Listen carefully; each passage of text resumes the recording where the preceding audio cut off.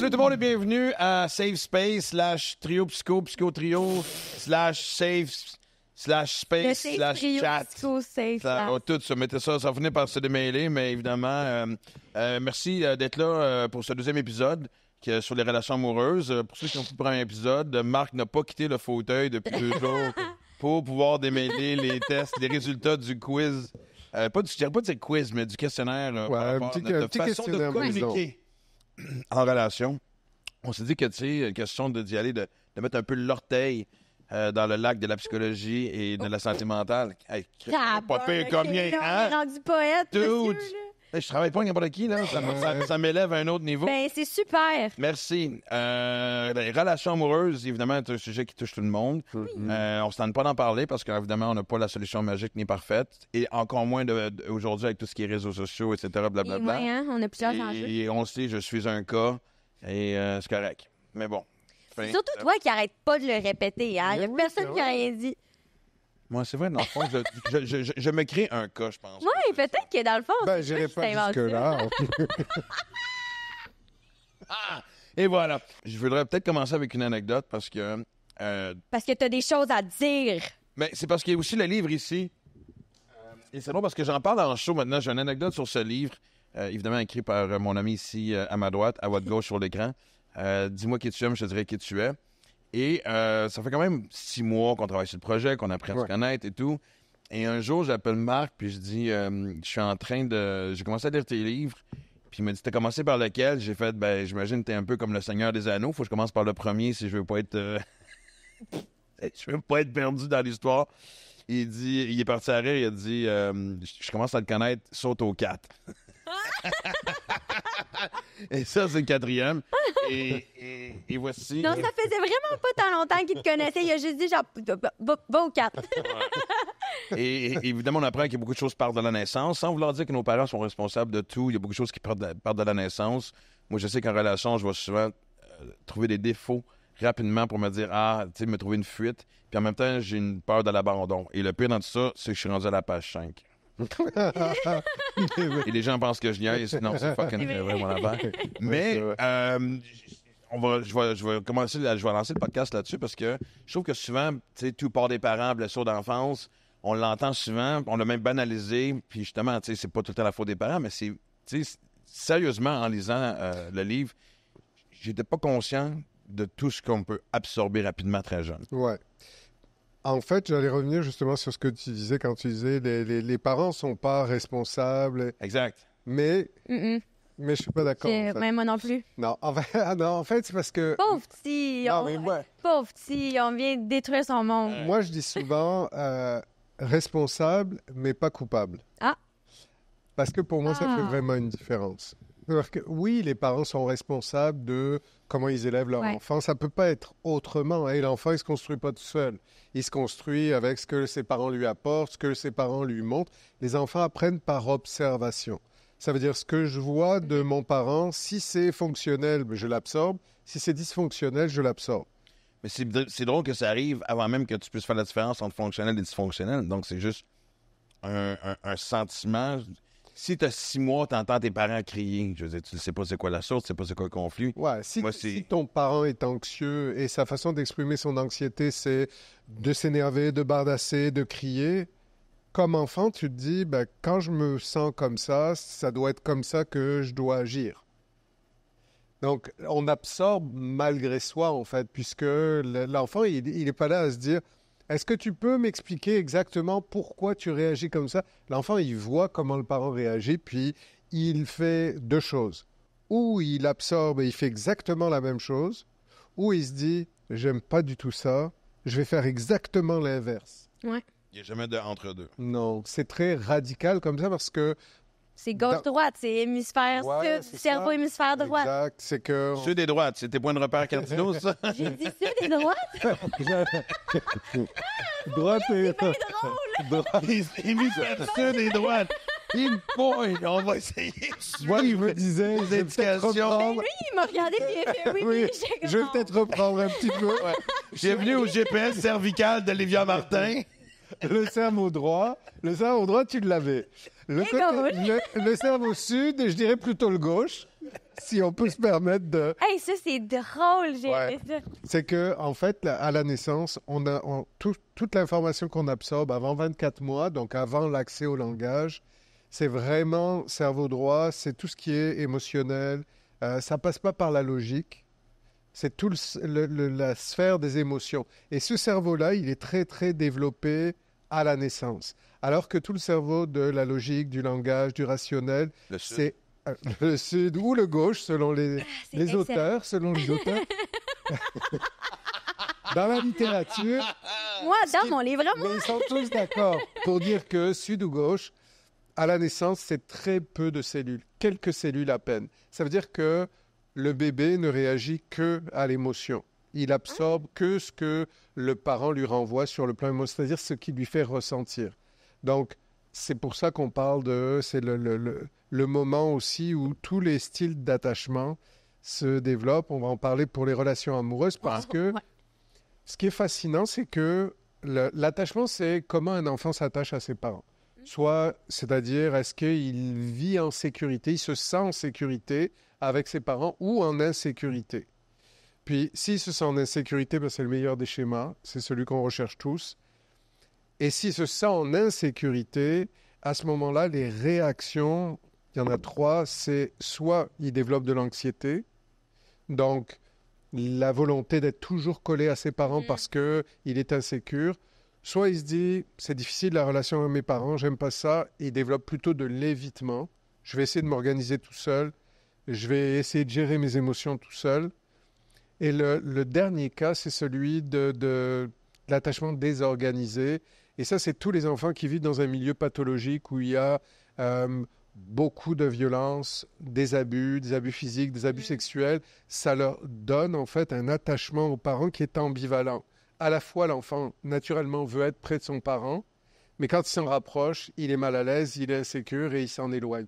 Donc, ce qui est surtout intéressant, c'est que ces styles d'attachement qui se développent dans les 24 premiers mois, les 2 premières années... C'est intense, ça. C'est intense. Tu te formes très, très tôt. Tu n'as même pas encore parlé. Exactement. C'est fou la puissance du cerveau, ça me fait capoter. C'est avant le langage, mais c'est important que tu dises ça, que c'est avant le langage, parce que ça veut dire que ça va être très réactionnel.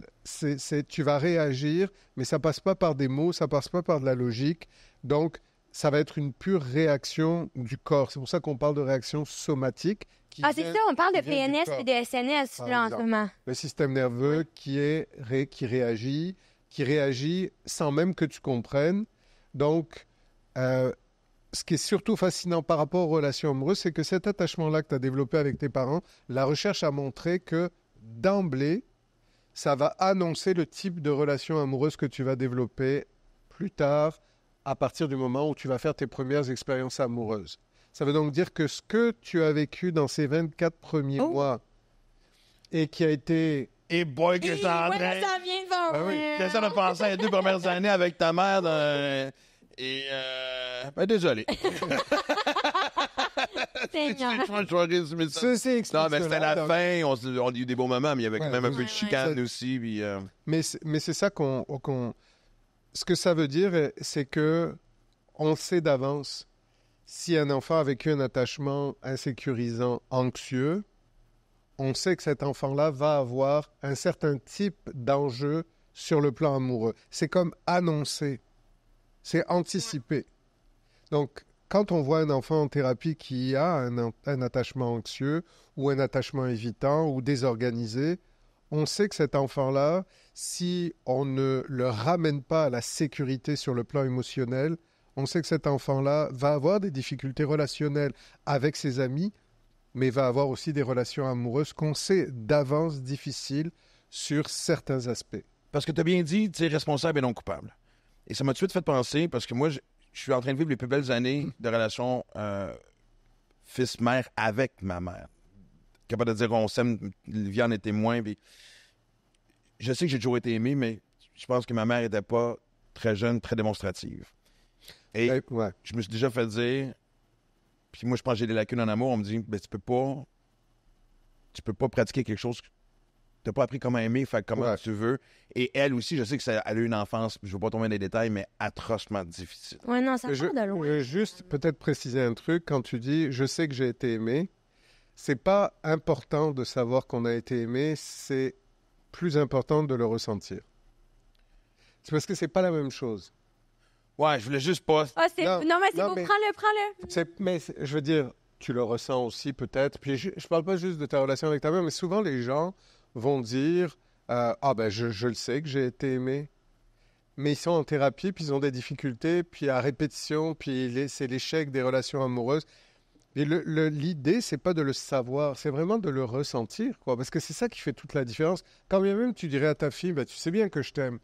Ouais, mais si elle le ressent pas... C'est quoi ce statement-là? Il veut dire quoi, tu sais? Ouais. Donc, ça, c'est... Tu te sens aimé, toi? What? On n'a même pas répondu aux questions du quiz, là. Genre, on est déjà rendu là. Non, mais j'ai... Non, mais... On parle de relations amoureuses. Je le sais, mais tu sais, je veux dire, on parle des parents. On parle de parents-enfants. Oui, c'est vrai aussi. Non, mais effectivement, c'est ça. Là est le lien, mais là, t'as toi-même fait de parler du fait que la démonstration d'amour est un peu burlesque. Un peu burlesque. C'est exactement ça le mot. Moi et ta mère, on t'a montré de l'amour de façon burlesque. Exactement. Burlesque, c'est le meilleur mot que j'aurais pas pu trouver. Je me trouve très bonne en ce moment. OK. Mais qu'est-ce que ça veut dire? J'ai aucune idée. Ça veut dire que moi, je sais définitivement, je ressens que mes parents m'aiment. Mm-hmm. Est-ce qu'on est chaotique comme trio à 150 000 mm-hmm. C'est tout. Ouais, c'est ça. Ouais, parce que... Ça peut coexister. L'amour, ça suffit pas non plus. C'est pas que ça. C'est pas le seul ingrédient pour que la relation soit fonctionnelle. Donc, il y a ça. Ça, c'est déjà un bel acquis. Mais il faut d'autres choses pour qu'une relation fonctionne. Et toi, avec ta mère, est-ce que tu dis je le sais, mais est-ce que tu l'as ressenti aussi? Non, je pense pas, parce que je pense que ma mère traînait toute... Tu sais, je veux dire, on parle des années 60. Moi, je suis né en 69, mais s'est mariée jeune, elle avait à peine quitté la maison, donc elle avait à peine quitté cette relation-là. OK, d'accord. Bon. À la maison. Comme je dis, par respect pour elle, je ne veux pas rentrer dans les détails. Je ne souhaite à personne. Donc, il n'y a pas de... On est loin de l'époque de thérapie. C'est ça. Fait que c'est genre, je pars de là, je rentre... Moi, je pense que mon père et ma mère... Mon père a voulu reproduire le modèle familial qui était supposé de inculqué par la Deuxième Guerre mondiale. Trouve-toi une job, ferme ta gueule, travaille, marie-toi et 2 enfants, pas attendre de mourir, là. Puis c'est l'époque un peu des hippies. Fait que, il était en conflit, fait que je vois comment ces deux personnes-là... Je l'ai souvent dit, je sais pas comment... Ils ont eu du fun, je le sais, mais je sais pas comment ces deux personnes-là ont abouti ensemble. Et, mon Dieu, je tombe vraiment dans les détails, excuse-moi, parce que là, on rouvre on rouvre des portes, mais je pense que ma mère était en désarroi devant toi à cette époque-là, d'apprendre sur le tas. Mais la question, il faudrait que je suis jeune, il faudrait que je pose la question, mais j'ai une image, on dirait, dans ma tête de ma mère, juste un peu... Mis devant les faits accomplis. Ouais, puis un peu stoïque. Mais comme démunis. Merci. Ouais. Oui. C'est le cas de beaucoup de parents. Et tu sais, on parle de transmission intergénérationnelle. Hein. Ça veut dire que si j'ai eu des parents qui avaient du mal avec leur propre histoire, ce qu'ils vont me transmettre, c'est aussi une difficulté par rapport à la mienne. Oui, une confusion. Jusqu'à ce que quelqu'un brise le cycle en disant « faut que j'aille en thérapie » ou « faut que je comprenne comment fonctionner différemment ou comment retrouver un équilibre ». Tant que le cycle n'est pas brisé, il y a une répétition, quoi. Briser le cycle, ça veut dire faire des lectures, aller à des conférences, oser aller en thérapie. C'est ça, briser le cycle. Oui. Vraiment. Ben, pour moi, c'est sûr que cette manière de penser n'est pas appliquée à tous les cerveaux et toutes les petites personnes, mais je suis quand même quelqu'un qui croit énormément...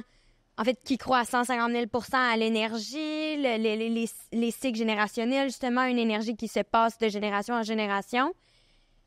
Puis, c'est exactement ça. C'est puissant, là. C'est pas contre ton gré, c'est important de régler. Sinon, ça se trimballe, puis ça se calcule pas, l'énergie, ou du moins, ça se voit pas, c'est pas tangible, tu sais. Fait que c'est important de s'asseoir dedans, puis de comprendre les layers d'une relation. De faire le bilan à un moment donné. Mais puis quand tu disais finalement pas coupable, c'est ça l'idée, quoi. C'est pas parce que je remets en question l'histoire que j'ai vécue avec mes parents que je les accuse, puis que je voudrais plus jamais les voir. Mais à un moment donné, il faut être capable aussi de faire face aux choses et puis de dire, ben voici ce que c'est. Maintenant, qu'est-ce que j'en fais? Ben c'est ça, le bonheur est un choix. Je veux dire, si... Moi, j'ai toujours dit, si à 30 ans, t'es encore malheureuse parce que tu blâmes tes parents ou ton enfance, whatever, regarde-toi dans le miroir, la source est là. C'est un peu tough love, mais j'y crois infiniment. Mais, si on y va de base à la question que j'entends encore toujours, moi, ça me fait rire, j'entends tellement de gens dire pourquoi je suis pas capable de trouver l'amour. Puis en même temps, quand tu regardes leur pattern de relation, c'est la fameuse expression répéter le même pattern en espérant des résultats différents. Ouais. La répétition, c'est un élément qui, en général, va t'indiquer qu'il y a quelque chose qui ne fonctionne pas. Parce que le point commun de 10, 12, 15 relations d'échecs, c'est toi. C'est pas l'autre. C'est ça. Non, mais c'est vrai. Oui. C'est pas l'autre. Non, mais ça, moi, je le sais, je suis capable de l'admettre. On n'a encore rien dit. Non, mais je le sais. C'est toi, mais pas toi. Toi, en général. Non, mais en général, je le sais que, je pense que j'ai été entouré de femmes qui m'ont donné beaucoup, mais que j'étais, quelque chose. Mais oui. Mais et c'est ça, la répétition. La répétition, c'est j'ai vécu de l'insécurité dans l'enfance. Ça a fait de moi quelqu'un... Les deux grandes tendances, c'est soit de sécurisant, soit d'anxieux, soit d'évitant. Donc, anxieux, toujours dans la fusion, évitant, j'ai du mal avec la proximité. Puis, dans les relations amoureuses, si tu réalises que tu te retrouves toujours dans une tendance ou dans l'autre, c'est que tu es quelqu'un d'insécurisant. Tu as besoin de régler ça. Et à un moment donné, il faut arrêter de courir après ce qu'on n'a pas ou de fuir ce qu'on a et qui nous fait peur. C'est notre mission de faire ça, en fait. Bien sûr, bien sûr. Ça veut donc dire qu'il faut aller conquérir la dimension qu'on a moins. C'est ça l'idée. Tu ris, Hey, je trouve ça très bon à quel point, genre, je te vois pour la première fois, ou du moins dans les premières fois où tu fais juste... Tu veux dire quelque chose, tu fais... Puis tu fais juste prendre le truc et ça me fait rire parce que t'es comme... Non, mais mais pourquoi ça te parle, ça? C'est ça? Ben, oui. Ça nous parle à tous. Ben oui. Non, mais dans le sens que... Moi, je suis très, très bien seul. C'est pas l'affaire... Je voyage seul. Je sais que j'ai un côté très solitaire qui a besoin d'être présent. Non, mais dans le sens que même dans une relation, je peux pas l'étouffer puis le mettre de côté. Mais solitaire, ça veut pas dire évitant. Non. Tu sais, moi, j'ai pas cette peur-là de mourir seul.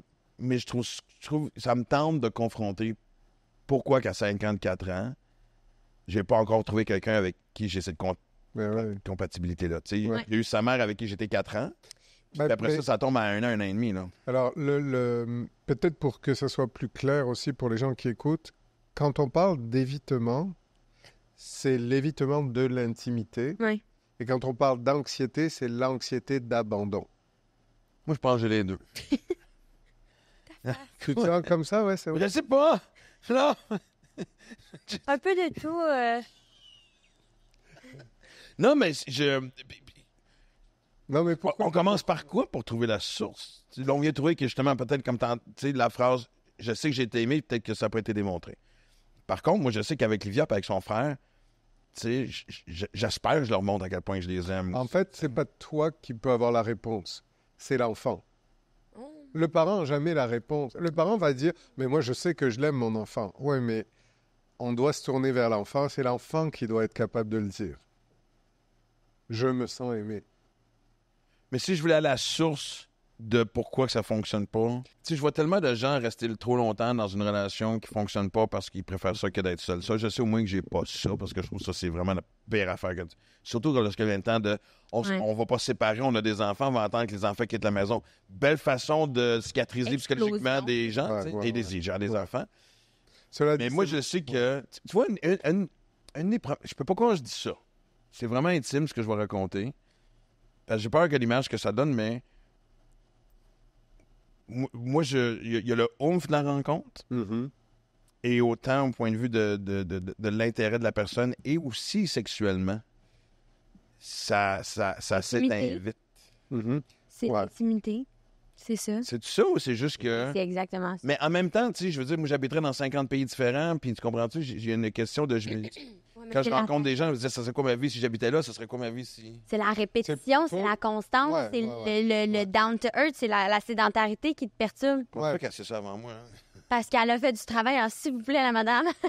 Pour vrai. Ouais, non, mais là, c'est vrai. C'est que les personnes qui sont dans l'évitement de l'intimité, elles n'ont aucun problème à quitter. Parce qu'elles sont bien seules.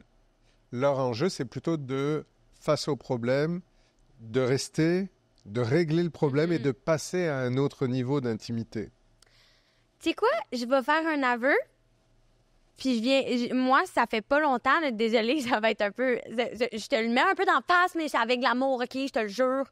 Mais j'ai réalisé que avec mon copain que j'ai en ce moment, qui est très... On en parle là, on laisse pas ça traîner, j'ai vraiment de la misère. Mais là, on entend papa, puis ça fait tout le sens du monde. Mais tu sais, d'arriver puis d'être comme... Oh, moi, dès qu'il y a un problème, c'est comme... Je peux prendre mes clics et mes claques. Puis c'est pas juste à cause de mon père, c'est les relations amoureuses que j'ai eues, les expériences, Inquiète pas, c'est vraiment... Bref. Mais tu sais, c'est le fait de faire comme... Oh, OK, ben là, s'il y a un problème, c'est parce que c'est pas censé être ça. Fait que je vais juste... Mais j'ai quand même envie de dire... Excuse-moi. J'ai quand même envie de dire que... Oh. On est là pour ça, on est là pour ça. Non, mais je vais le poser alors sous forme de question. Check là avec ces solutions-là. Est-ce que tu as éventuellement l'impression que... T'as pas l'impression, pour faire le lien avec ce qu'on disait tout à l'heure, que tu reproduis quand même ce qu'on t'a montré? Ah, mais 150 000 %. Puis je veux dire, comme on l'a répété dans l'épisode de l'intro... Il y a quand même un lien avec les parents. Mais oui. Je veux dire, tu sais si tes parents sont plutôt sécurisants, évitants ou anxieux sur le plan des relations d'intimité. Mais ce qu'on reproduit, c'est ce qu'on nous a montré. 100 %. Bien, on le réalise. Je veux dire, moi, c'est quand même quelque chose que j'ai réalisé pendant que j'étais en thérapie, comme je l'ai mentionné plus tôt dans l'autre épisode.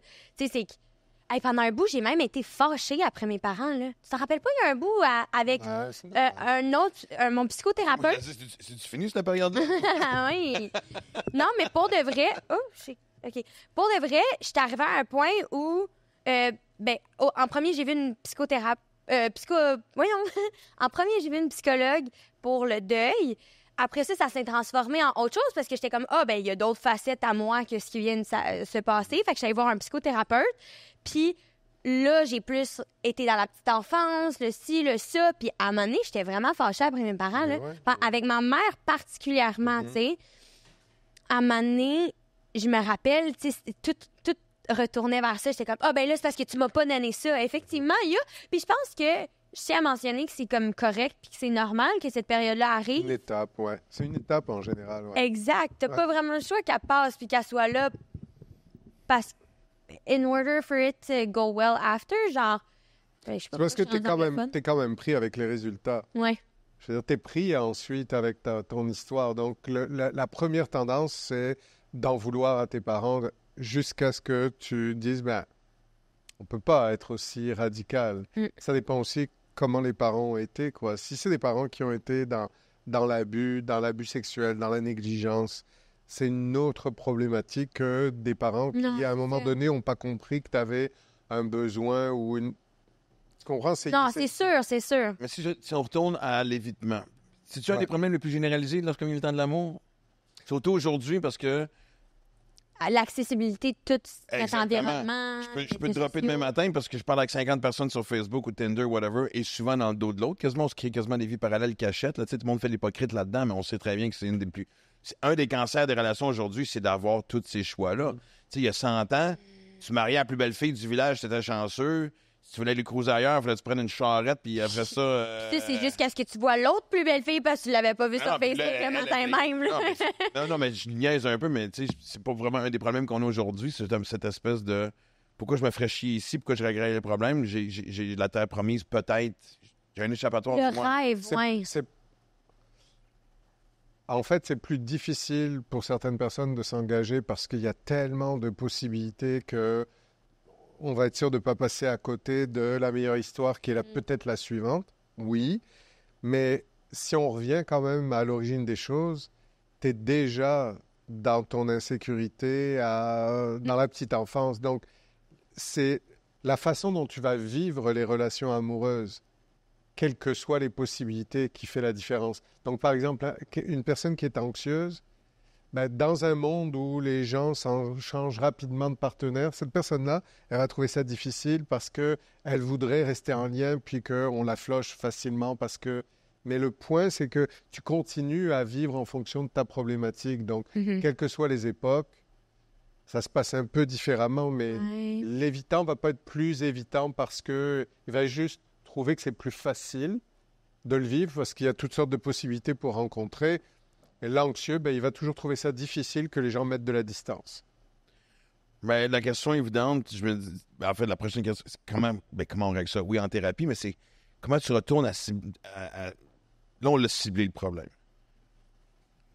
Mais la guérison commence comment, là, tu sais? Guérison, c'était pas le bon mot, excuse-moi. Si l'idée, c'est j'ai été insécurisé dans l'enfance, puis comme adulte, c'est comment je vais apprendre à me sécuriser. Déjà, si je réalise que j'essaie d'entrer en relation avec des gens qui me quittent tout le temps, et puis j'essaie de me coller, et puis déjà, c'est la chose à arrêter de faire, quoi. C'est-à-dire d'arrêter d'aller vers des gens qui me mettent à distance. Parce que ça renforce mon anxiété. Mais on dirait qu'on s'en fâche dans ces relations-là sans y réfléchir. Ben, je pense que tu sais quand même. Je pense qu'on sait quand même. Tu sais, on sait bien qu'on n'a pas envie de s'engager, ou on sait bien qu'on aimerait tout le temps être plus proche de l'autre, et puis on souffre de la distance. Quand même, je pense que l'idée, c'est bien celle-là, quoi. C'est vraiment d'aller conquérir la dimension qui nous manque. Étant donné qu'on a été, justement, bien aimé ou mal aimé dans le non-verbal, on va être attiré dans le non-verbal. C'est-à-dire, quand tu rencontres quelqu'un, même si tu te dis « Oh, elle est belle, il est beau », ça, c'est le premier. Mais en fait, on s'est rendu compte qu'on a déjà analysé la personne sur le plan non-verbal et que c'est comme si je te disais que les inconscients se parlent. Il y a des types de personnes qui nous attirent en fonction de leurs caractéristiques. Et c'est là que je comprends pas pourquoi les gens ne croient pas au fameux concept de l'énergie, parce que c'est exactement ça qu'on dit. C'est vrai, là, tu rencontres quelqu'un, puis tu as déjà ce field énergétique-là que tu sais un peu. La vibe, là. Tu le comprends un peu, même si tu veux pas tant le comprendre. Ouais, puis tu projettes aussi. Au début, tu sais, la personne que tu rencontres a l'impression que tout est possible. Parce que, tu sais, quand je regarde un peu mon passé, je pense que le point commun, c'est que je suis surtout un junkie d'adrénaline. Fait, tu vas perdre plus facilement de l'intérêt. Le fixe. C'est les gros highs, les gros bas. C'est ça. Fait que, tu sais, le buzz de la rencontre, des premiers moments, puis les premiers textos, les premiers, tu t'appelles 8 fois par jour, puis tout ça, tu sais, jusqu'à temps que le quotidien rattrape, tu sais. Moi, je sais que c'est là mon plus gros défi. C'est ça, c'est que tu trouves ton équilibre et que tu sois heureux dans autre chose que l'intensité. Puis je pense qu'il y a bien des gens qui se reconnaissent là-dedans aussi. On vit tout. J'ai l'impression que... C'est vrai que c'est récurrent, tu sais, ça s'entend souvent, ça, ce type de... Mais c'est parce que l'intensité, c'est pas forcément ce qu'on croit non plus. L'intensité, c'est pas, tu sais, sur le plan neuropsychologique, on dirait de la dérégulation émotionnelle. C'est-à-dire, je suis super excité, super énervé, super stimulé. Ça, c'est pas un signe d'équilibre si on veut vivre... Non, mais au sens respectueux du terme, là, je veux dire. Non, mais c'est pas au sens vraiment... L'équilibre, c'est la capacité de vivre, en fait, et l'intensité, et la non-intensité, et l'entre-deux, mais de rester constant dans le bonheur qu'on ressent à l'intérieur de soi. Non, mais l'objectif... Ouais. L'objectif, c'est ça. D'ailleurs, les gens qui veulent vivre de l'intensité, c'est en général des personnalités addictives. Qui cherchent à... On revient à ce que tu disais, qui cherchent à comme être dans remplir un trou, mais c'est pas un trou nécessairement, mais tu sais, à quelque chose de plus. Ben, il y a quand même quelque chose dans ce que tu dis, parce que si tout à coup, je ne vis plus l'intensité, qu'est-ce qui se passe? Ouais. La vie m'intéresse moins. La vie même me rend un petit peu anxieux ou me déprime. C'est-à-dire que si tu enlèves la composante d'hyperstimulation, tu vas aller vers la dépression. Parce qu'il y a un élément dépressif dans « je lutte contre ce que j'ai pas envie de voir, ce que j'ai pas envie de ressentir, en étant toujours dans une intensité qui me surstimule. Donc, elle me met à distance de ma souffrance. » Puis c'est là que tu te rends compte du pouvoir des hormones aussi, parce que ça, c'est addictif, ce sentiment-là. C'est que c'est là qu'on voit la chaîne. Il y a l'inverse aussi. Il y a les gens qui n'arrivent jamais à atteindre un niveau qui les stimule. Ils sont toujours en dessous de leur propre niveau d'intensité fonctionnelle. Donc, des gens qui sont dans l'inverse de l'intensité, plutôt sans énergie, plutôt démotivés. Ceux-là, on va essayer de les aider à remonter dans leur énergie pour qu'ils deviennent plus fonctionnels. Les autres, on va leur apprendre à vivre heureux dans la modération. Mais toute personne intense va dire heureux dans la modération, mais c'est ennuyeux. J'ai rien dit. J'ai rien dit, mais non, je niaise un peu là-dessus aussi, mais... Si sur le plan amoureux, tu as envie de mettre de la distance vis-à-vis de quelqu'un à qui tu n'as rien à reprocher, l'idée, c'est attends un peu. Oui, parce qu'en fait, je pense que bien souvent aussi, les gens se disent ça, de vivre l'espèce de hype et de se dire... C'est normal. J'ai un petit down, ça va passer. Ça va revenir. Puis j'entends souvent, puis ça, dans les débuts, mais tu sais... Le début, mais c'est normal. C'est la période de lune de miel. C'est le lieu de tous les possibles. On projette toutes sortes de choses, mais on n'est pas en contact avec la vraie personne. Non. On est juste en contact avec ce qu'on projette sur l'autre. Mm-hmm.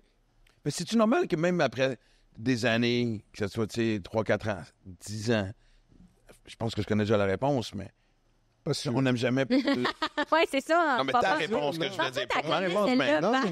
Mais on va voir. Tout le monde a un haut et un bas où, tu sais, je veux dire... Même un amour profond, un amour sain. Ça arrive à tout le monde, ces up and down-là, tu sais. Mais le problème, c'est pas les up and down. C'est la réparation rapide des downs. Oui, c'est bien ça, c'est vrai. C'est pas juste moi, c'est la recherche. Bravo, Marc. C'est la recherche qui le montre. Donc, il faut l'identifier rapidement pour être capable de vivre des traits de feu, la différence entre les couples sécurisants, fonctionnels et les couples dysfonctionnels, c'est que les sécurisants, en fait, c'est des gens qui vont vivre des divergences, ils vont vivre des désaccords, ils vont se le dire, mais ils vont rapidement trouver une solution et surtout, ils vont rester dans l'affectif, ils vont réparer rapidement. Les dysfonctionnels, c'est on a un désaccord, puis je remets en question la relation, je boude pendant 2 heures ou 3 jours, puis c'est ça. Ça, c'est dysfonctionnel. Oui, t'as bien raison. Non, une autre affaire, je suis OK, je prends des notes fonctionnelles. Non, mais je trouve ça super intéressant parce que je veux régler ces choses-là. Parce que si tu ne veux pas vivre... Tu sais, mais c'est ça. Oui, en fait, oui, non, mais je veux dire, comme j'ai dit, j'ai une belle vie, je voyage beaucoup, blablabla, puis ça m'arrive. T'es bien avec toi, chose que pas tout le monde a aussi. Ben déjà, je me suis toujours dit, parce que moi, j'ai souvent cru que la base, c'est de tester bien avec toi-même, justement, tu vas être bien en relation, mais je me rends compte que c'est beaucoup plus complexe que ça. Et plus subtil, ouais, parce que être bien avec soi-même, c'est correct, c'est adapté, comme on dit en psychologie, seulement et seulement si ça n'est pas un mécanisme de défense. Non, mais... C'est-à-dire, je suis bien avec moi-même parce que être en relation avec les autres, c'est tellement un défi, ça devient tellement vite compliqué que je préfère être seul, au moins quand je suis avec moi-même. Et ça, c'est un mécanisme de protection. C'est pas un signe d'équilibre. C'est pas ça qu'on doit vivre parce que ça vient avec des souffrances. Ça vient avec d'autres difficultés, notamment celle d'entrer en relation d'intimité de façon constante. C'est là que je m'en allais. C'était plus... Ouais. La vie, c'est un rapport de, oui, comment est-ce que je m'arrange avec moi, tous mes corps physiques, émotionnels, mais aussi comment est-ce que je m'arrange avec les autres, mais mon environnement. Tu sais, c'est pas juste personnel, c'est juste bravo si t'es bien avec toi, mais... Comment j'apprends de ceux qui me confrontent? C'est ça l'idée, quoi. Qu'est-ce que j'en fais avec, ouais. Ben, tu vois, si je regarde juste le titre de ton livre, dis-moi qui tu aimes, je te dirai qui tu es. Ouais. Parce que comment on répond à cette question-là? En fonction des partenaires amoureux qu'on a tous, ça dit exactement qui on est. Détail? Donc en fait, ben, est-ce que je suis dans une relation d'échange, dans une relation où on vit bien la communication, la sexualité, des grands enjeux du couple. Les couples qui viennent consulter, c'est toujours pour des problèmes de communication, de sexualité, de répartition des tâches, de gestion des émotions, colère, agressivité, etc., etc. Donc, si on est dans une relation qui est continuellement difficile et conflictuelle, ben, ça parle d'où on vient comme individu. Mm-hmm. Pourquoi je suis allé chercher cette personne-là? Moi, je ne dis pas j'ai rencontré cette personne-là par hasard, puis je suis pris avec. Non, je suis allé chercher cette personne-là. Donc, si ça ne va pas, c'est à moi à le régler. Et si je reste avec cette personne-là, c'est parce qu'il y a une partie de moi qui veut rester dans la souffrance. Mais il y a aussi l'initiation. C'est-à-dire? L'initiation, c'est comme souvent, j'entends énormément parler de c'est comme je l'ai rencontré, c'était donc nice. Même s'il y avait des red flags, ils ont initié ça. Ils étaient comme mais au moins je vais avoir cette personne-là, puis au moins je vais pouvoir travailler là-dessus. Fait... c'est vrai qu'on entend ça, on règle. Je sais que ça me gosse, mais je vais régler ça un moment donné. Ouais. C'est parce que je sais pas si j'ai été super clair en fait, mais ce que tu n'as pas eu dans l'enfance, tu vas avoir tendance à vouloir le retrouver chez les mauvaises personnes que tu vas rencontrer et qui vont te refaire vivre exactement la même chose. C'est ça le pattern à briser. C'est, à un moment donné, si j'ai besoin de quelqu'un qui m'écoute ou qui me valorise ou qui voit qui je suis, qui voit mes qualités, et que je suis avec quelqu'un qui ne voit pas tout ça, et je me dis... Bon, avec cette personne-là, je vais réussir à lui montrer que je suis une bonne personne, c'est là que ça dérape. Mm-hmm. Il faut arrêter de faire ça. Il faut aller vers des gens qui nous aiment et qui nous disent « Moi, je vois qui tu es. Tu n'as pas besoin de faire des pirouettes puis de... Un pestac. Je vois que ça me va qui tu es. » Moi, je me suis toujours dit qu'on a tous dans notre entourage quelqu'un qui avait des gens qui sont un couple modèle. Moi, je me souviens, c'était Manon Gaétan, ma tante Agathe. Ils sont morts tous les deux. Elle avait 95, je pense. Lui, il est mort en 89. J'ai encore l'image d'eux autres de s'embrasser, de se tenir main dans la main. C'est vraiment... Ouais. Et j'ai l'impression... Dans ma tête, je dis toujours, j'ai pas le choix d'y croire. J'ai eu un exemple. Et j'ai l'impression que j'ai des gens autour de moi, ça fait 15-20 ans, ils sont pas... Ils ont une routine, mais c'est pas un couple de routine, comme j'appelle. Comme, tu sais, il y en a pour qui... Il y a des gens chez qui tu vois, puis tu le vois bien que c'est... Rinse and repeat, c'est mon expression, mais j'ai l'impression que ceux qui sont véritablement profondément en amour sur une longue période, ce qui est frustrant pour les dysfonctionnels comme moi, c'est ça a de puis je le sais que ça l'est pas, mais on dirait qu'ils rendent ça facile de l'extérieur, cette relation-là. Et peut-être que ça allait, je dis pas qu'ils n'ont pas eu de problème, qu'ils n'ont rien travaillé. Mais on dirait pour qui c'est... Il y a des gens pour qui c'est quasiment comme donné. Je comprends ce que tu veux dire, dans le sens où tu... oui, je viens de faire un lien. C'est comme moi, ce que je disais tantôt, j'arrive devant le problème, je suis comme, ça y est, ça part en... Je m'en vais. C'est pas ma personne. Parce que tu te dis, ces personnes-là, ils se chicanent pas vraiment, ou du moins quand ils se chicanent, ça paraît pas. Fait que quand toi, tu vis une situation, t'es genre... Ouais. Alors qu'en fait... Ce que montre la recherche, c'est que les couples fonctionnels, qu'on appelle sécurisants, sont des couples qui vivent des conflits, des divergences, mais ça se règle rapidement. C'est vraiment ça la différence. C'est pas des gens qui se disputent jamais, ont jamais de conflits, voient la vie exactement de la même façon. Pas du tout. Mais c'est des gens qui laissent de la place à leurs deux personnalités et ils peuvent être d'accord sur le fait que OK, toi tu vois ça comme ça, moi je vois ça plutôt comme ça. OK, mais qu'est-ce qu'on en fait de ça? Et ils ont cette créativité de dire, écoute, peut-être que sur cet aspect-là, c'est moins important pour moi, je peux... Oui, tu choisis tes batailles. Mais oui, c'est pas un enjeu parce que le fil d'attachement, il est jamais rompu. Alors que les gens qui vivent des enjeux dans les relations amoureuses, on s'est rendu compte qu'ils remettent régulièrement en question la relation. Ça fait partie d'un symptôme d'insécurité. Je sais pas de quoi tu parles. Mais...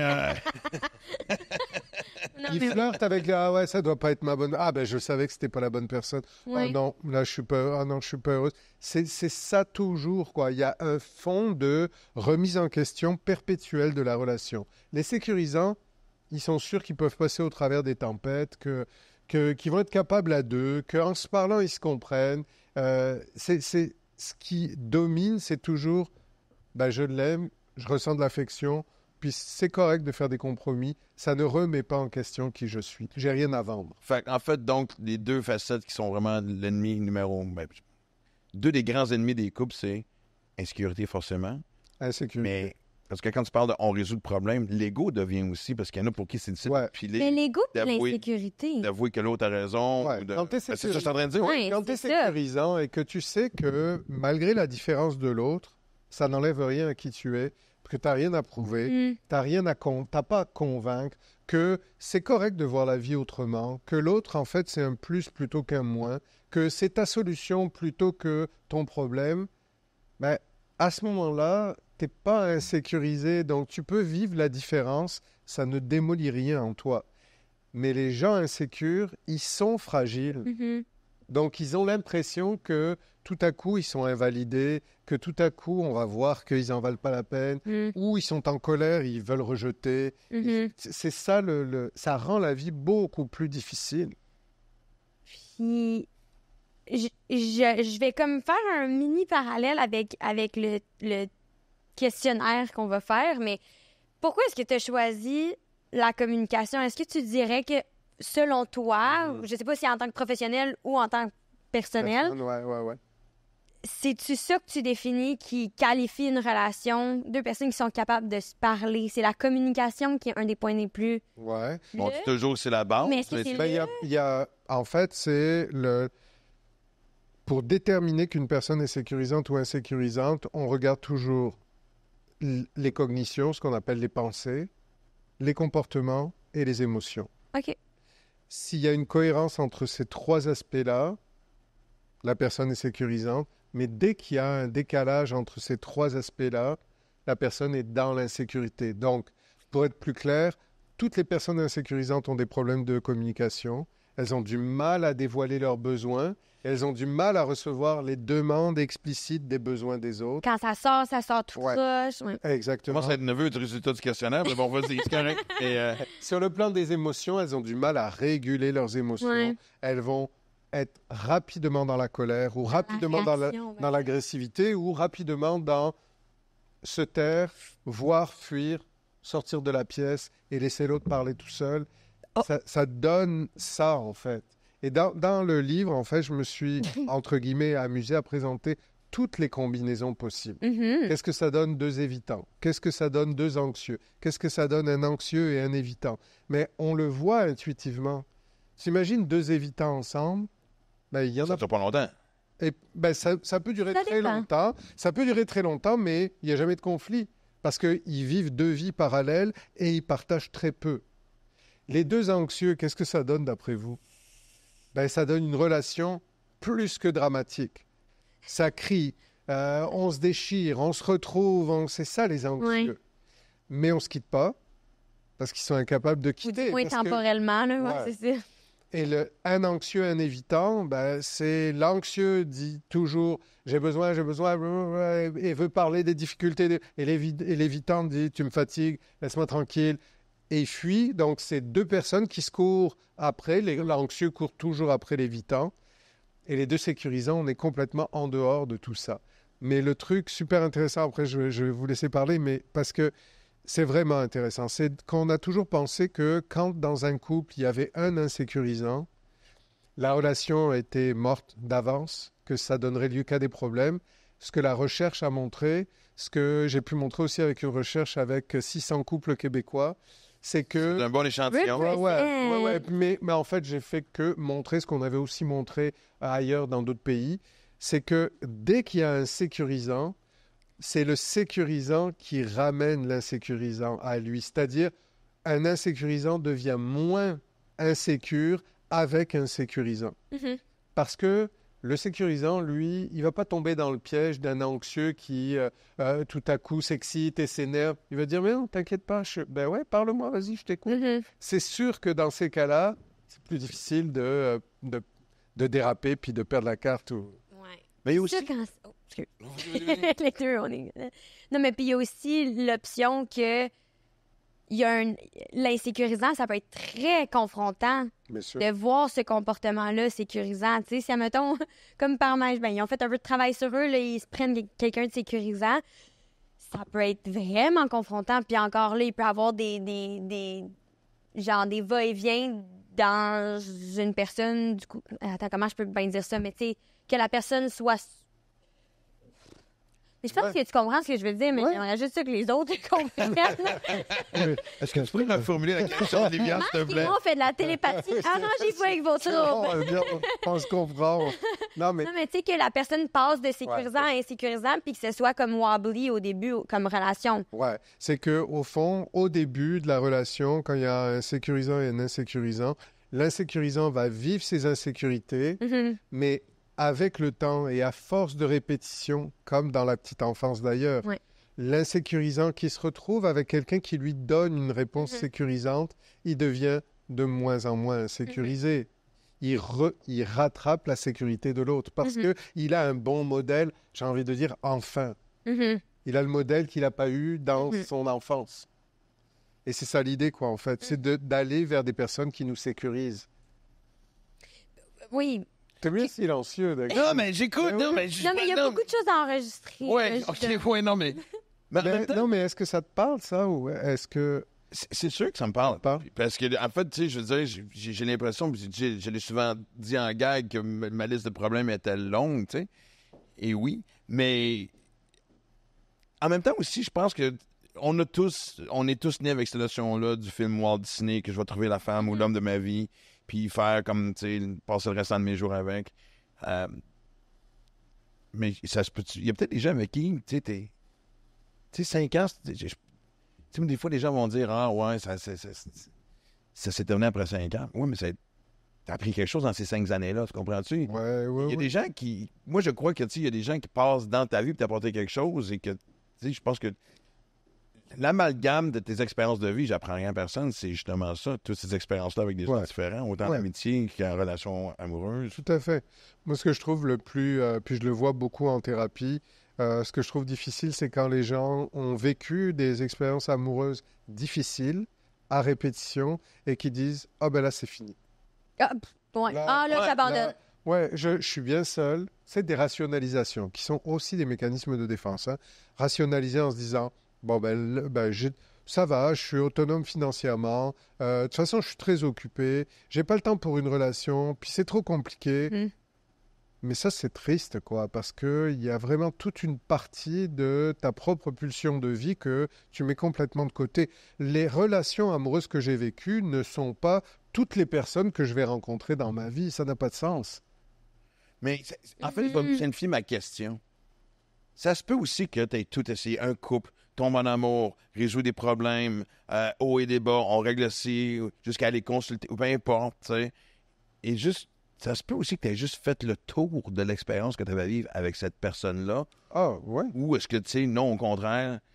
Oui, mais si tu as fait le bilan et que, comme je te disais tout à l'heure, je reprends aussi ce que tu disais quand tu dis se connaître, si tu te connais et que tu dis, ouais, c'est vrai que j'ai une tendance à être quelqu'un d'anxieux en relation, puis d'insatisfait perpétuellement, puis...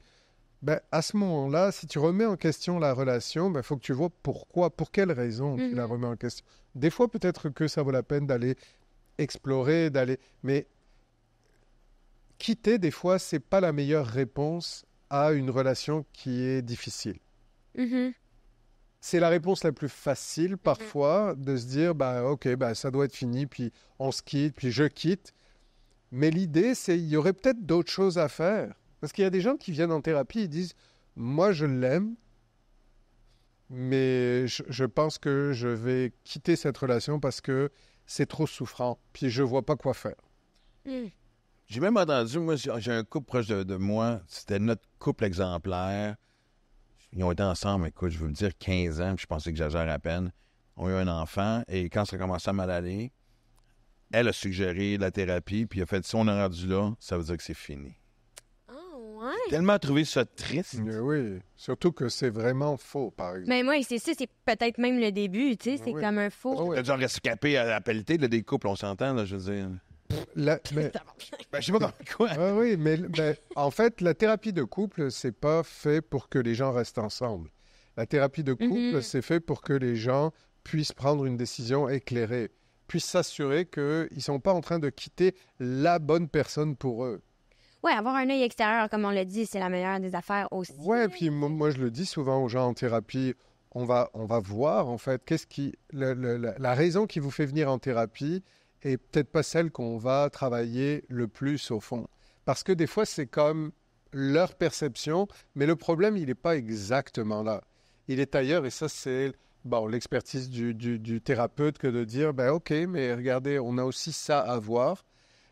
Et au final, les gens vont décider. Moi, j'ai toujours aux gens, vous déciderez si vous restez ensemble ou pas. Mais c'est pas moi qui vous dirai. Clairement, ouais. Non. Pour ceux, évidemment, s'il y en a qui n'ont pas vu à la fin du premier épisode, on a répondu à un questionnaire sur notre façon de communiquer en relation. Voyons voir ce que les Martins dans leurs relations respectives. Ouais. Elle, c'est pas pire. Tu vis quand même une belle période, c'est stable. Ah, ben oui. Moi, c'est ça qui est ça. Mais allons-y. Le test, en fait, le petit test maison, c'était fait pour déterminer si vous avez plutôt une communication affirmée. Ah, ben là, la réponse est déjà oui, non? Attends une minute. Affirmée. Affirmer, ça, c'est ce qu'on recherche. Cette capacité de s'affirmer versus les deux autres. Une communication plutôt passive ou une communication agressive. Oh, shit. Ah, ben là! What the fuck? Puis passif-agressif, ça se peut-tu? Ouais! Je peux savoir les deux, s'il vous plaît? C'est aussi l'information que les gens vont trouver sur le site quand on va la mettre. Je l'ai préparée pour eux, puis pour vous. Les personnes ayant une communication affirmée expriment leurs pensées, leurs sentiments et leurs besoins de manière directe et honnête, tout en respectant ceux des autres. Elles sont capables de défendre leurs droits sans empiéter sur ceux des autres. Ça me ressemble, ça. Communication passive. Les personnes ayant une communication passive évitent les conflits et ont du mal à exprimer leurs besoins et leurs désirs. Elles peuvent souvent se sentir frustrées ou négligées parce qu'elles ne font pas valoir leurs droits. Communication agressive. Tu m'as vu en live. Oui. Communication agressive. Elles expriment leurs pensées et leurs sentiments de manière directe, mais hostile, ce qui peut empiéter sur les droits des autres. Elles peuvent avoir tendance à dominer les conversations et à provoquer des conflits. Est-ce que ça vous est clair? Ben vraiment, mais ça renforce mon point de passive-agressive, mais j'ai envie d'entendre la réponse. Je pense. Ben oui. Ouais, Mais moi, je sais que je suis direct, tu sais. Mais on a déjà parlé entre nous autres, puis moi, je pense que ça paraît bizarre, mais je me demande, en fait, je pense au dernier meeting qu'on a eu, c'est des fois, j'ai la misère à me faire entendre. C'est peut-être la façon que je dis ou... La perception. Non, mais dans le sens que des fois, c'est le fameux cliché, on dirait que c'est quand je lève la voix qu'on finit par dire, bon, qu'est-ce que tu veux, puis pas besoin de le dire demain, mais j'ai essayé plusieurs fois. Tu sais, je pense que je m'exprime mal. C'est une question de timing, une question de mots. Puis ça en vient à où à un moment donné, je fais « Hey! » Parce que t'attends trop. C'est ça, je pense. Ça, moi, c'est un défaut que j'ai. Je sais. Oui, t'attends trop. J'accumule. Parce que quand on explose parce qu'on accumule. Donc, exact. Plus on aborde au fur et à mesure, moins on accumule, moins on explose. Non, puis les gens vont penser que moi, je dis tout ce que je pense sans filtre. C'est vraiment le contraire. Ouais. Mon plus gros défaut, c'est justement ça. C'est pour ça que moi, j'écoute moins ce que tu dis et je regarde plus ton non-verbal. Ça, je le sais. C'est l'affaire que je vois le plus tough. Il y avait 2 épisodes qu'on fait et je sais plus comment m'asseoir. Moi, j'aimerais ça que le prochain épisode, de faire derrière un panneau et qu'on entende juste ma voix. Et, il va faire une vidéo et puis il va dire « Ça devait être un safe space. » On met le mannequin. On met le mannequin. Je vais même me mettre des cheveux. Avec des lunettes. Ouais, c'est ça. Non, mais je suis curieux quand même. Mais Allez, je commence avec Livia. OK, oui, j'entends. Donc, c'est super intéressant tes résultats parce que communication affirmée. Mais le plus, c'est que j'ai hésité. Mais regarde, ce qui est intéressant, c'est que sur la communication passive et agressive, tes scores sont identiques. Ah, fait que j'ai raison de passive-agressive égale. C'est que tu l'as, cette tendance-là, oui. passive-agressive, mais ce qui domine encore plus, c'est la communication affirmée. Ouais, c'est bien. C'est bien. OK, mais ça, c'est beaucoup de C'est pas travail. ton cours, hein? Non, mais moi, je suis contente pour moi. Sois donc contente pour moi! Si on regarde pour toi, en fait... En fait... En fait. C'est sûr que ça commence par « en fait ». OK. Non, mais j'ai pas dit au pire ou... Toi, ou sinon, ce qui arrête de l'autre, c'est que tu fais « et en ce qui te concerne », puis il y a un gros soupir de... Non, je vais te dire. Bon. Et en ce qui te concerne... Ouais. Passons au sujet du 3e podcast. C'était quoi déjà? Carrément. Okay, non, mais vas-y, mais je sais que j'ai tendance. Non, regarde, ce qui est intéressant, c'est que ce que tu as le moins, c'est de la communication passive. OK. Et ce que tu as en proportion presque égale, c'est affirmée et agressive. Et je pense que tu n'apprends rien, au fond. Non, mais c'est la solution. Il y a des choses que tu dis et que tu exprimes bien. Puis comme tu disais, parfois... Il y a des choses que tu as moins de facilité à aborder, tu accumules et tu exploses. Et ça, c'est de la communication qui devient plus agressive. Donc, mais ta dominante, c'est vraiment les deux. Tu as un petit peu plus, mais vraiment un petit peu plus d'agressif, mais un point, une question, c'est... Non, mais est-ce que tu trouves que ça a du sens ou tu te dis... Ça a beaucoup de sens parce que, tu sais, cette semaine, quand tu es arrivé en ville, on en parlait justement dans le premier podcast, on allait manger les trois, puis...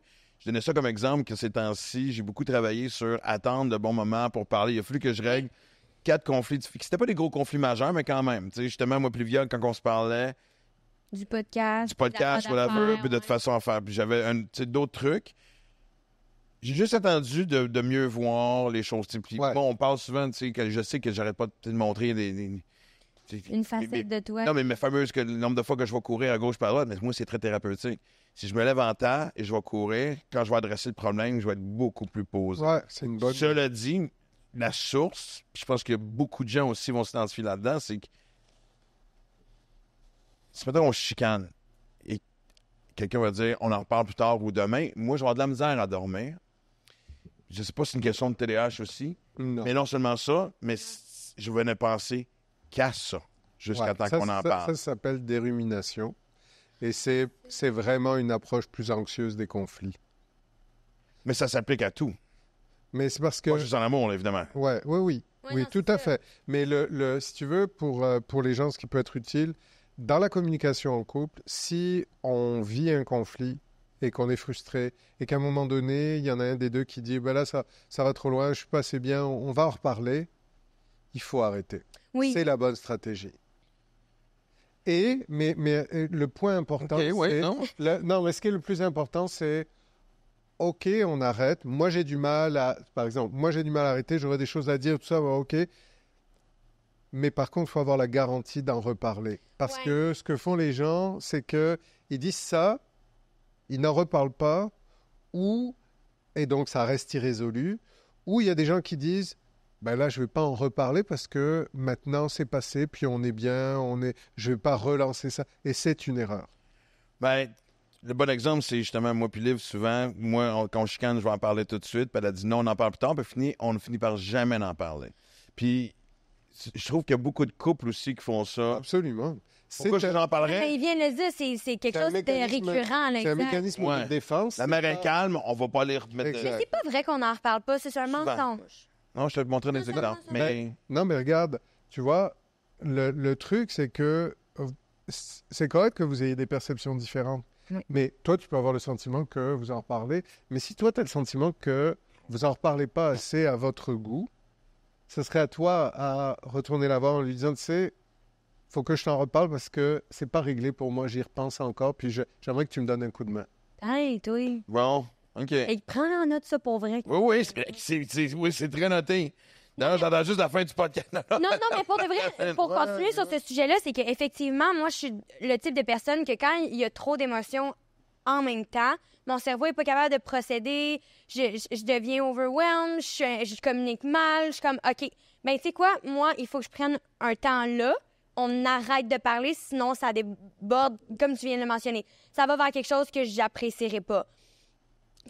Ou c'est là qu'on dit des choses, tu sais, la fameuse phrase « j'ai dit ça, mais ça a dépassé ma pensée, c'était sous l'effet de la colère ». Ça, c'est le cerveau reptilien. Je fais ça parce que c'est celui qui est là, c'est le cerveau animal. C'est celui qui réagit au-delà des mots. Oui, réactif, exact. C'est vraiment l'impulsion, c'est vraiment l'attaque, la fuite. Ça, c'est le cerveau reptilien. Il faut laisser l'animal en soi se calmer et réinvestir les fonctions cognitives supérieures, c'est-à-dire la partie la plus évoluée de notre cerveau qui est capable de nuances, qui est capable d'abstraction, qui peut écouter que, ah ouais, l'autre a une autre perception des choses. C'est pour ça que c'est important d'arrêter, mais il faut y revenir. C'est correct d'y revenir. Puis généralement, quand ça, c'est respecté de la part des deux, parce que admettons, je prends papa puis moi, on est en train de communiquer, puis ça devient un peu tendu, ben si on dépasse, c'est impossible que je revienne à ce sujet-là rapidement. Tandis que si on arrête là... Oui, pourquoi tu tapes les mains? C'était très physique comme réaction. Mais si on arrête maintenant, je vais même avoir tendance... Ça, je viens de réaliser ça dans ma relation dans laquelle je suis en ce moment, tu sais. Je vais y revenir extrêmement vite. Extrêmement vite parce que je viens de réaliser que finalement, moi non plus, je suis pas quelqu'un qui aime laisser traîner les trucs. Mais c'est juste que si mon cerveau a trop de trucs à calculer, je serais incapable de donner une réponse qui est valable. T'sais. Ou du moins, même que mes émotions vont toutes être mêlées dans le filet, puis là, je vais être comme, je vais te donner une réglementation qui est même pas adaptée à ce que je pense vraiment, tu sais. Mais le but de la communication, c'est pas de convaincre ou c'est pas qu'on pense la même chose. C'est qu'on accède à la différence de l'autre, la différence de perception, et qu'est-ce qu'on fait de nos deux perceptions.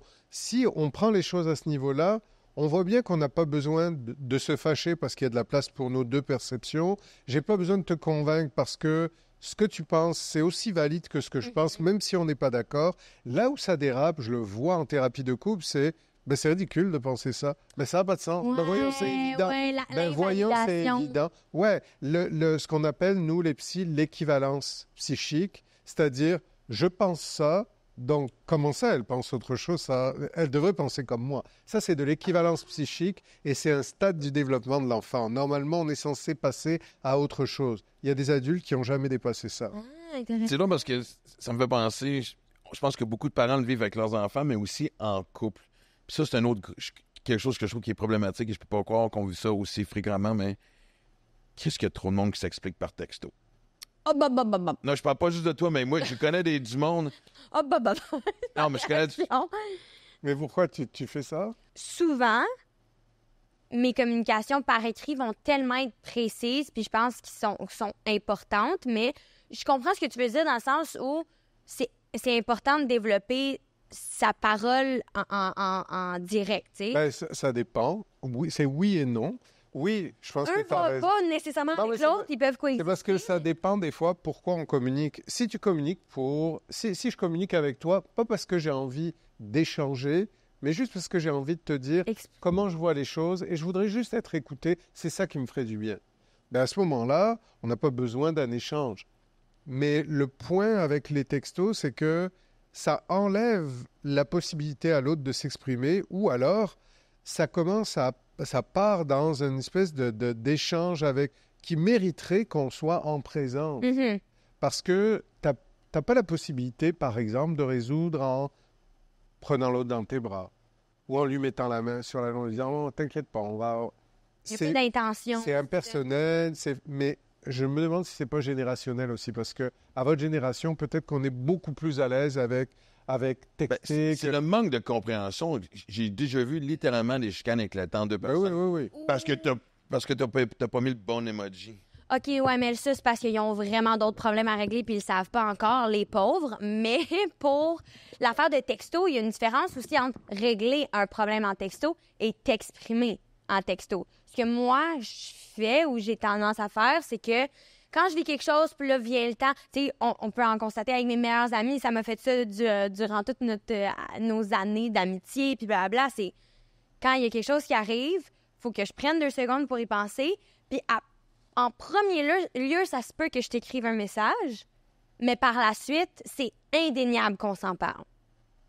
Mais qu'est-ce qui ferait... Est-ce que ça ferait une différence si... Parce que c'est bien de faire ça, c'est de la régulation, j'essaie de me calmer, j'essaie de réfléchir, mais est-ce que tu pourrais sauter l'étape du texto? Des fois oui, des fois non. Mais c'est ça qui est intéressant. Ouais. Pourquoi, en fait? Ouais, non, mais moi, j'y pense en même temps, mais tu sais, c'est quoi l'urgence du texto que tu pourrais pas adresser par une communication directe? Ah, Marc, tu poses des bonnes questions, là. Je viens de faire le circuit dans ma tête. Ah, OK. En fait, c'est que... Bon, on n'est pas rendu encore à savoir c'est quoi nos types de personnalité puis nos types d'attachement, mais moi, si, admettons, la première communication qui a eu beaucoup de processus avant d'être faite, c'est que quand cette communication-là va arriver, je peux pas avoir de réaction, de coupure, de ci, de ça.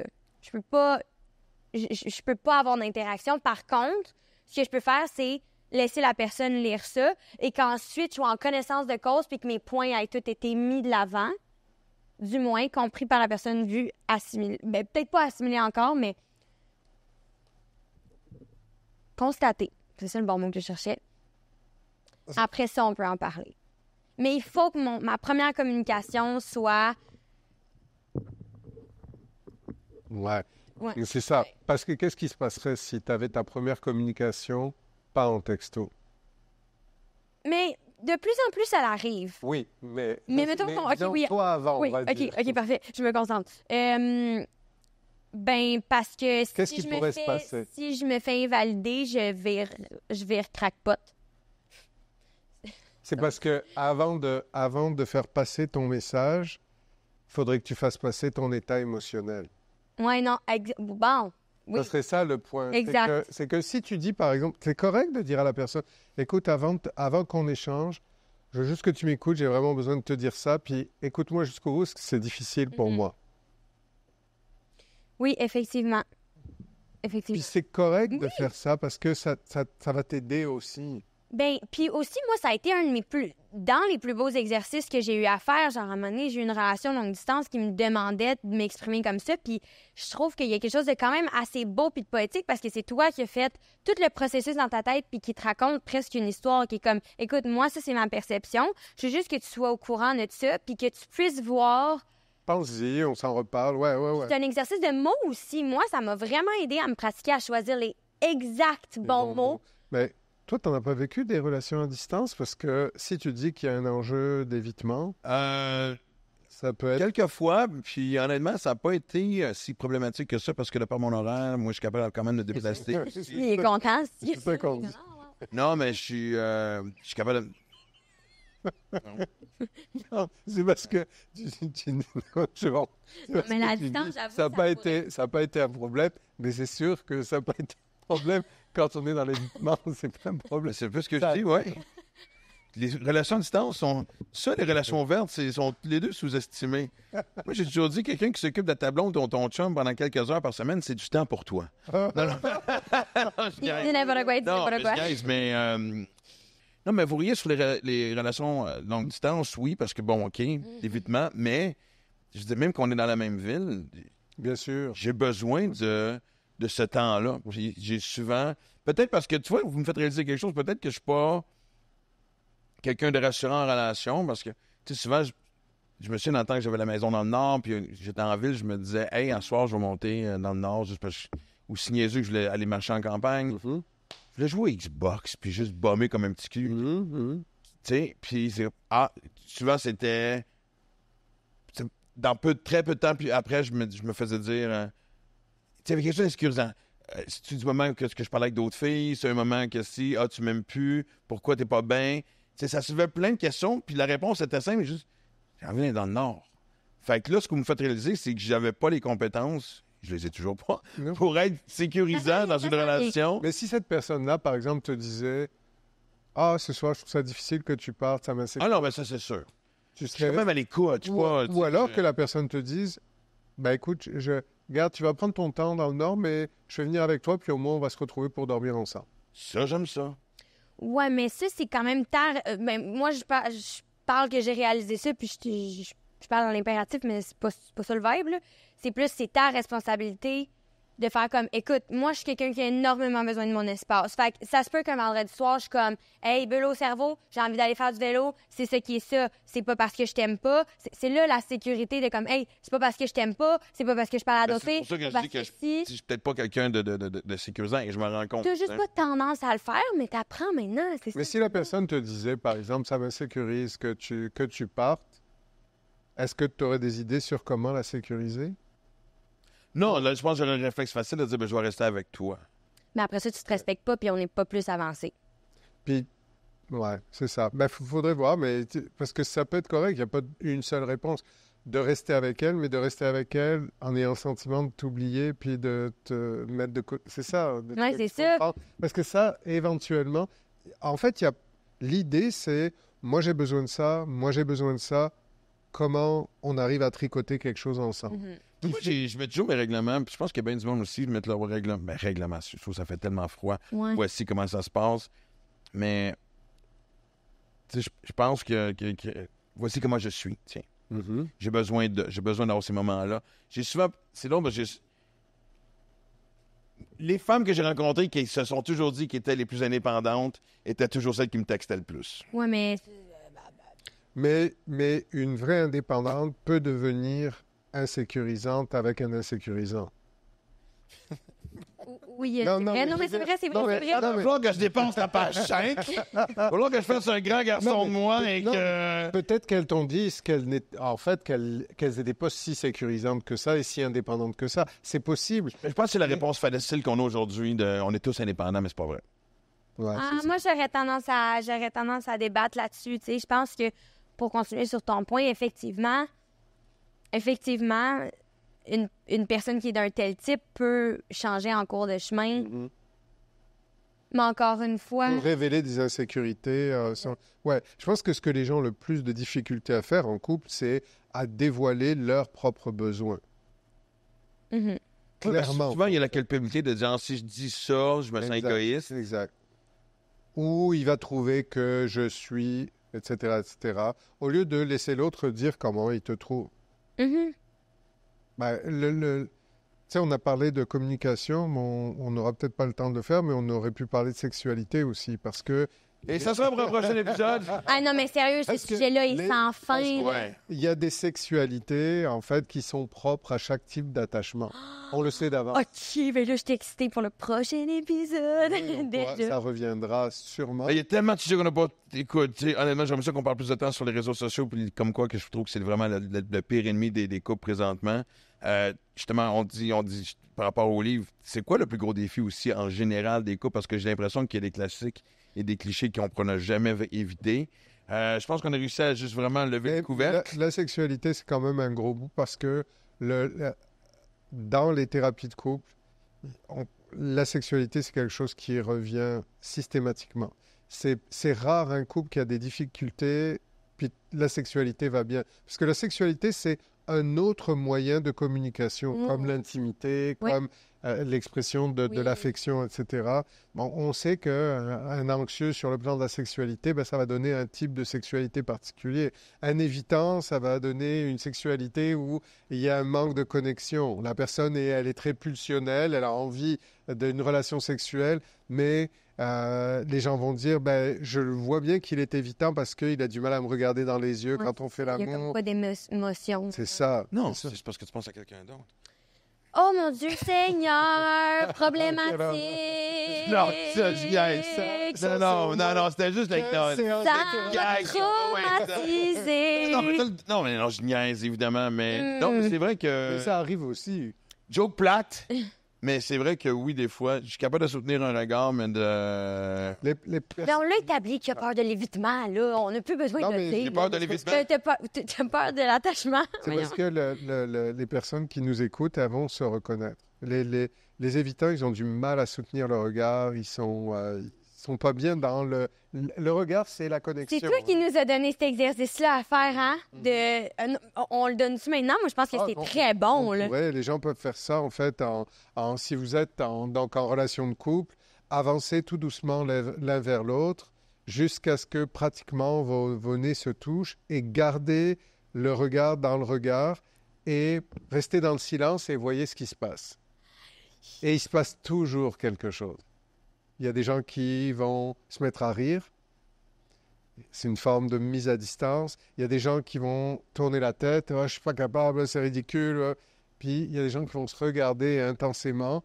Et là, tout à coup, il y a des émotions qui vont monter. Et c'est vraiment intéressant cet exercice. Moi, j'avais full aimé parce que le nerf optique, c'est très proche du cerveau. Donc, l'information, elle passe rapidement. D'ailleurs, tous les couples qui ont des conflits, la première chose qui part, c'est le regard. Je ne regarde pas quelqu'un avec qui je suis en conflit. Je tourne la tête, je l'évite, je le boude. Donc, c'est intéressant d'aller explorer un petit peu qu'est-ce que ça fait ou en relation amoureuse ou dans une relation sexuelle. Si tout à coup, on arrête et on se regarde intensément dans les yeux, qu'est-ce qui se passe? C'est à vivre, en fait. Les gens peuvent nous écrire pour nous dire qu'est-ce que ça leur a fait vivre. Aussi, tu peux faire ça avec amis, famille, genre tu peux faire ça avec n'importe qui, avec une relation. Il y a récemment un couple qui me disait, on a fait l'exercice, puis on s'est mis à pleurer. Parce qu'ils touchaient à quelque chose qu'ils avaient du mal à gérer. Oh, ouais. Une peine, une douleur. Quand on est loin, c'est plus facile. Mais si on se rapproche, on est bien dans la bulle d'intimité de l'autre. C'est sûr. Ben écoute, c'est l'épisode numéro 2. J'ai l'impression que... Man! Non, mais sérieux. 52 portes ouvertes. Quelques-unes d'explorer. Il reste encore... Non, c'est correct. Oui, regarde. Mais quand même, sur le petit test que j'ai préparé, j'ai mis aussi qu'est-ce qu'on peut faire pour améliorer sa communication pour les 3 types de communication. Oh, ça, c'est au Québec aussi, mais on va en profiter pour en parler tout de suite. Tu as aussi un programme pour les couples lesquels les gens peuvent... Ouais, ça va commencer bientôt. Bientôt, OK. En septembre. En même temps qu'on sort le podcast, donc évidemment, vous êtes en de bonnes mains. Et si jamais vous avez encore d'autres questions, appelez-moi. Et non. Joke, c'est correct, all right, pas de bacon. Non, mais c'est pas vrai qu'il pourrait pas t'appeler parce que t'as compris des choses, t'as travaillé sur. Oui, puis j'ai même pas si on rit. Non, mais j'ai dire. C'est beaucoup d'informations là aussi. On a touché beaucoup de choses. C'est correct que ce soit intense. Écoute, moi, à soir, soit je vais m'endormir tout de suite, puis je vais être épuisé mentalement, ou je vais juste dormir les yeux réfléchis. Je suis correct, je suis capable de maintenir un contact. Je regarde mon plafond aussi. Je n'évite pas mon plafond. Un miroir au plafond. Et évidemment, comme à chaque fin d'épisode, et puis en plus, allez aussi sur notre site Internet, vous avez plein de numéros de téléphone. Pas forcément... Non, mais c'est ça, dans la caption YouTube, on va faire une vraiment belle job pour que ce soit le plus facile possible pour vous de trouver les ressources le plus de place Exactement. possible. Peu importe vos problèmes, vous allez avoir des numéros de téléphone, vous allez avoir des sites. Ouais, puis des vos fois... questionnements. C'est ça, j'allais dire. Des fois, l'idée, c'est pas forcément, tu sais, les gens vont vite, qu'est-ce qu'on fait, comment on résout. Mais l'idée, c'est, la première étape, c'est, est-ce que je comprends bien exactement ce que je vis? Puis c'est l'exploration, puis c'est la réflexion. Les solutions, ça peut venir ensuite. Et voilà. On se voit au prochain épisode. Merci d'être là. Merci. Gros bisous.